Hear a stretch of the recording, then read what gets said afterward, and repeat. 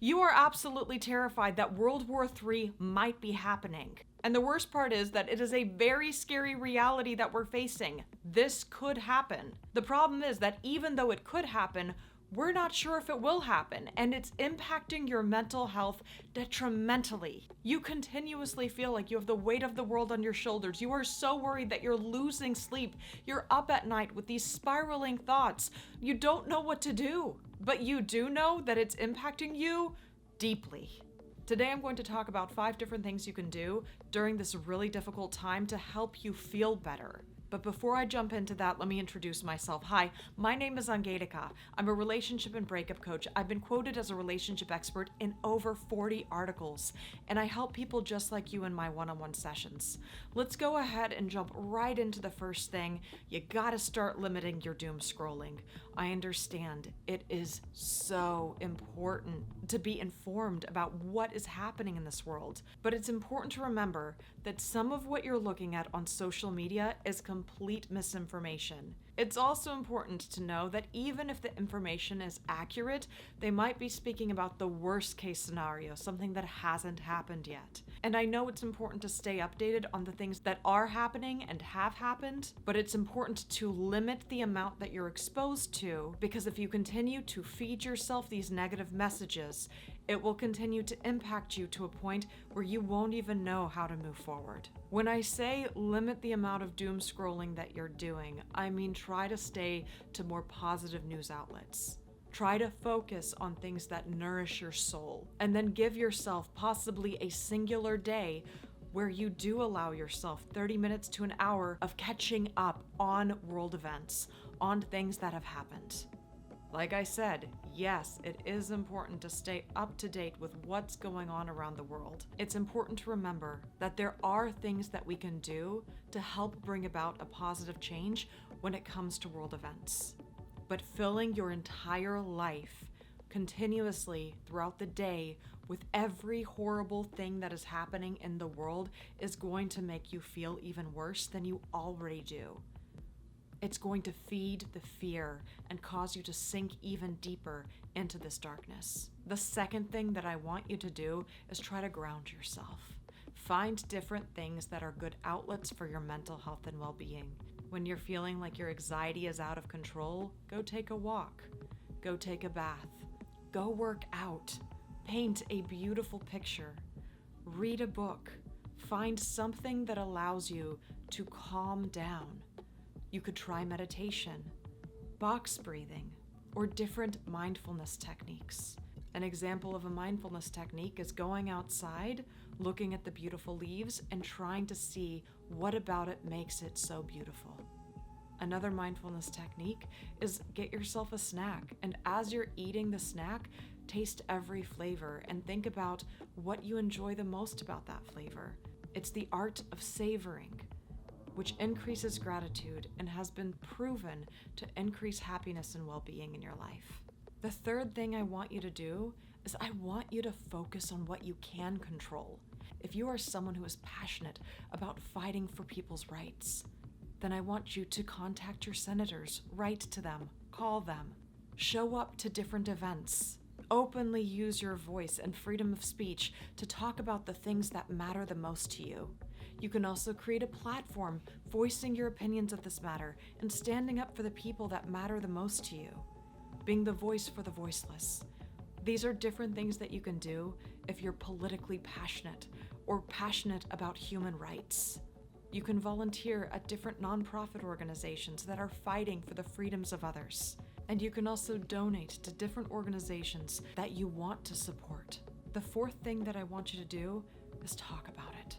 Talk about it with your friends, talk about it with your family, but choose the people that you talk to about it wisely. The reason why it's important to be wise about who you talk about is because you don't want someone that's going to feed fear or diminish your opinions, diminish your fears. You want someone who's going to support you, someone who helps you to feel better, someone who helps you to feel more grounded and is a good outlet. If you don't have anyone to talk to about this, maybe you're on the opposite political side of the spectrum as the rest of your friends and family. Well, you can talk to a trusted coach, or you could talk to a therapist. You could also find different support groups to have conversations with like-minded individuals. The fifth thing that you can do is make a plan to prepare for the worst, if that helps you to feel more grounded. What do I mean by this? You're already obsessing over the worst case scenario. You're already scared about it, but not having a plan and just spiraling out of control isn't going to help you to feel better.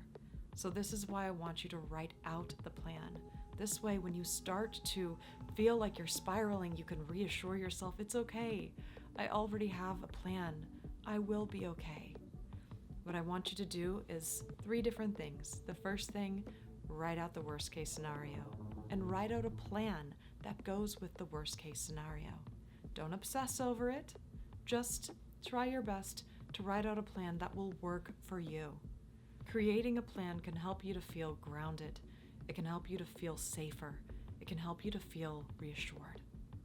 The second step that I want you to do is then write out the most likely scenario. It's important to remember that the most likely scenario might cause you a little bit of anxiety still, and that's okay. So write out a plan of steps you will take if the most likely scenario happens. Try to keep things as positive as possible. Remember, it's okay to be afraid of what's going to happen, but it's important to be prepared too. And to remember that the worst case scenario is unlikely to happen. If it does, you're prepared.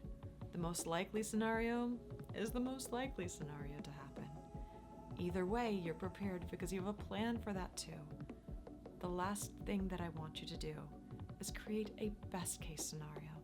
Now, when you find yourself getting really dark, pulling deep into that darkness, depression is hitting you, anxiety is hitting you, you're feeling panicky, I want you to take that best case scenario and reread it repeatedly.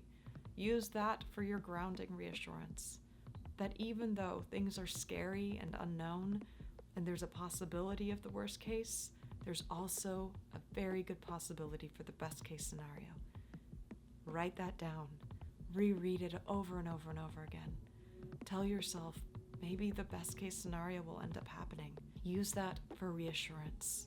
And also remind yourself that even if the best case scenario doesn't happen, you're still prepared. It is so important to try to avoid catastrophizing when it comes to this. Catastrophizing is one of the worst possible things that you can do. Catastrophizing prevents you from being able to think clearly and prepare efficiently. We want to stay grounded in the present.